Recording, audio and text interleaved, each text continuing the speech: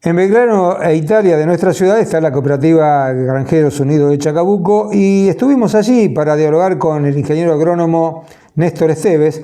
Es una fuente de consulta permanente que tenemos en Info Chacabuco para charlar de la realidad del sector agropecuario, sobre todo teniendo en cuenta estas modificaciones climáticas, donde hace 3 años la sequía realmente era tremenda y ahora las lluvias han crecido y eso por supuesto ha hecho que mejorara mucho los rendimientos y también por supuesto las áreas sembradas. Pero qué mejor que Néstor Esteves entonces nos explique de la situación actual.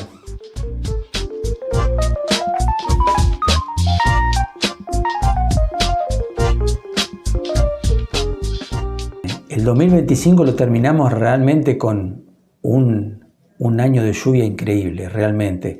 Prácticamente hemos casi duplicado la precipitación de los últimos 2-3 años, donde estamos en los 700, 800, 850 y hemos terminado, depende de los lugares, pero más de 1600, 1700 milímetros. Entonces se duplicó la lluvia y sé que en algún momento esa lluvia, cuando tanta cantidad, en tanto volumen, en algunos sectores pudo haber complicado.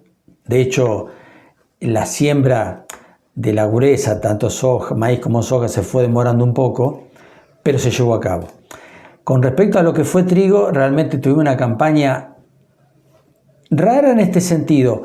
Si uno le dice a simple vista, vamos a tener un año de 1700 milímetros, ¿cómo puede venir el trigo? Y a veces uno tiende a pensar que no va a ser bueno el año, porque el trigo necesita agua, pero normalmente cuando son tantas precipitaciones, las enfermedades terminan llevándose gran parte de la extra que podemos tener en rinde. Este año no, este año fue un año realmente que a pesar de tener tanta cantidad de lluvia, los rendimientos de trigo fueron muy buenos. En cuanto a la cantidad fue bueno el rendimiento y la calidad. Bueno, esa es a veces digo un poco la contra que tiene. Normalmente, no siempre, pero hay una asociación bastante directa que a más rinde, la calidad, en general cuando hablamos de calidad puede ser de distintos tipos, pero hablemos de lo que es a lo mejor contenido de gluten, a sí, más rinde, que es lo que más se busca. Claro, a más rinde, normalmente el gluten tiende hacia abajo. Y es lo que pasó este año. Hemos tenido lotes de muy alto rinde, con el gluten bastante bajo, y es un poco lo que le dificulta básicamente a la molinería obtener una buena harina, que sé que, a ver, no estoy en la molinería en sí, pero sé que eso se puede ir resolviendo en parte cuando uno consigue partidas de trigo de un gluten más elevado, entonces uno puede lograrse una buena mezcla y tener una harina acorde a la necesidad que tenemos nosotros acá dentro del país, y si es necesario alguna exportación que se hace también, ¿no? Un poco lo explicaba usted por el exceso de cantidad de semilla, por ejemplo, que produce cada espiga. En cuanto al tema ese de gluten, ¿puede haber algún componente genético también? Habría que trabajar, que lo hacen mucho los semilleros, ¿no? Pero habría que componer... Exactamente. Hay varias cosas. La parte genética de la variedad de trigo, sin duda, que influye, pero a veces la misma genética en distintos años y tiene glútenes distintos. ¿Por qué? Porque a lo mejor tenemos un año, si se fertiliza o en menor medida o tenemos muy altas precipitaciones y parte de ese fertilizante podemos llegar a perder, hace que el gluten sea distinto. Entonces digo, no es sencillo de antemano decir, bueno, a ver, este año el trigo me va a rendir mucho, lo voy a fertilizar un poco más para que el gluten no se me caiga. No es tan sencillo. Realmente uno ajusta la dosis de los fertilizantes a un rinde estimado. Si después se rinde es más de lo que uno estimaba, el gluten va a ser bajo o va a tender un poco más abajo, ¿no? Cambiamos de cultivo, hablemos un poco, usted mencionaba recién la cosecha gruesa, ¿cómo está el tema maíz, el tema soja? Le diría que en general estamos bien. A ver, maíz se sembró temprano una parte y después se fue sembrando en la medida que se pudo por las precipitaciones que tuvimos, que hablamos un ratito, se fue corriendo la fecha, incluso hay maíces de diciembre también, o sea, maíces de septiembre, octubre, maíces de principio de octubre, de fin de noviembre, también, entonces hay un poco de todo, Pero en general diríamos que viene bastante bien. Sin duda, la cosecha gruesa, sea soja o sea maíz, uno de los meses clave es enero y febrero. ¿Por qué? Porque es donde enero básicamente es donde tenemos alta irradiación. Pensemos que son las horas donde tenemos mayor cantidad de luz y donde tenemos las temperaturas en general más altas. Y algo de viento que conspira también. Exactamente. Entonces digo, todo eso hace que la demanda atmosférica sea muy alta. Para poner un ejemplo, ¿cuánto puede necesitar un cultivo de maíz cercano a floración o en floración para abastecerse por día?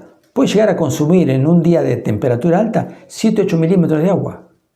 Entonces, si yo digo eso, en 10 días necesito 70-80 milímetros. Sí.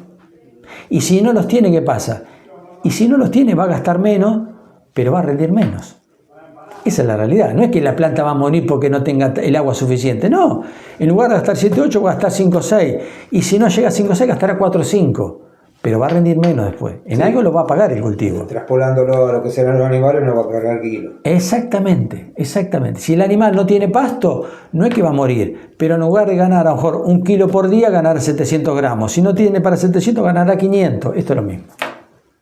Y en cuanto al rendimiento económico, ¿cómo está la situación, teniendo en cuenta la condición climática que hay en Estados Unidos ahora? ¿Influirá eso en el comercio local, en el mercado local?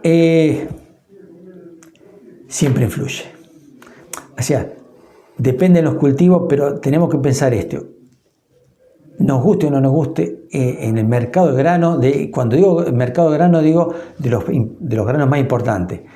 Un trigo, un maíz, una soja, un girasol mismo. Son mercados que son globales porque estos mismos cultivos lo producen en distintos países. Entonces, y los países están los países que producen y los países que lo demandan después. Entonces, si la producción o la oferta de estos productos crece y la demanda crece a un ritmo menor, los precios van a bajar. ¿Qué es lo que pasó este último tiempo? Estamos escuchando que los precios medidos en dólares han bajado. Entonces, ¿qué hay? Y hay una oferta que es bastante abundante y los precios bajan. Entonces, el comprador, ¿qué hace? Y aprovecha para comprar un poco más barato. Entonces hoy, lo que está pasando en Estados Unidos, lo que está pasando en Brasil, si nos puede pegar en el mercado interno, seguramente nos va a pegar en algo. Los precios, uno dice, bueno, ¿son malos o son buenos? Y yo diría, no son tan malos, no son tan buenos como hemos tenido en otro momento. Uno los precios los mira en dólares y los precios en dólares han ido fluctuando a lo largo de las distintas campañas. O sea que el costo-beneficio, es decir, lo que invierte el productor y lo que le va a rendir estas cosechas, está más o menos ahí. Está equilibrado. Está equilibrado. El margen, vamos a ver cuando termine de cosechar, el rinde que tuvo y el precio que tenga el producto. ¿Tiene herramientas para irse cubriendo? Sí, las tiene. Hay que irlas aprovechando. Bueno, cada productor lo sabrá ir haciendo o no, pero muchas veces hay que hacerlo porque en el momento de cosecha, si hay un aluvión de cosecha, normalmente los precios tienden a la baja. Siempre le pregunto esto, pero me interesa demasiado porque a veces lo charlo con algunos productores, pero que no se animan.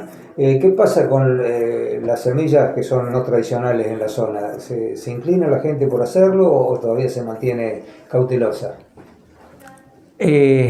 Cuando hablamos de las semillas no tradicionales, son los cultivos que se manejan en superficies chicas todavía. Hablemos, por ejemplo, concreto, que hoy en día sabemos que hace años se viene haciendo una colza, por ejemplo, sí, que de hecho se hace, pero a nivel país a lo mejor no tengo hoy la cifra, pero en su momento eran 60, 70, 80 mil hectáreas.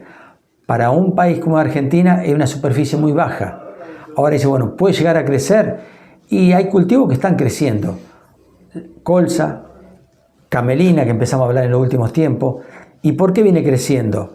Y porque hoy se empezó, como se está hablando tanto del tema sustentable, lo que es camelina, lo que se produce, el aceite que se saca de la camelina, se utiliza para lo que es la combustible de avión.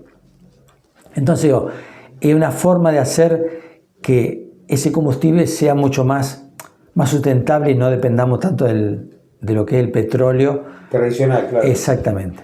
Pero, insisto, siguen siendo superficies chicas todavía. Falta crecer un montón. Hoy, cuando uno hablaba de cultivo en superficie importante, yo creo, para mí, pensar que tenemos que estar hablando más de 1 millón de hectáreas, como puede ser una cebada, bueno, trigo ya sabemos son 5, 6, 7 millones de hectáreas, maíz estamos hablando de esa superficie, maíz, soja 17, 16, 18 millones de hectáreas, que son los cultivos que hacen al grueso de lo que se hace en Argentina.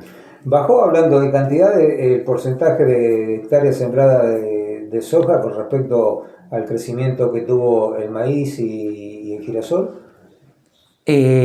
Diría que la soja en estos últimos años fue perdiendo terreno y fue ganando terreno el maíz, fue el que ganó bastante, el trigo también fue ganando bastante, o sea que hoy por hoy, si agrupamos gramínea y oleaginosa, cuando digo gramínea me estoy refiriendo básicamente a lo que es trigo, maíz, cebada, y cuando digo oleaginosa puede ser una soja, un girasol.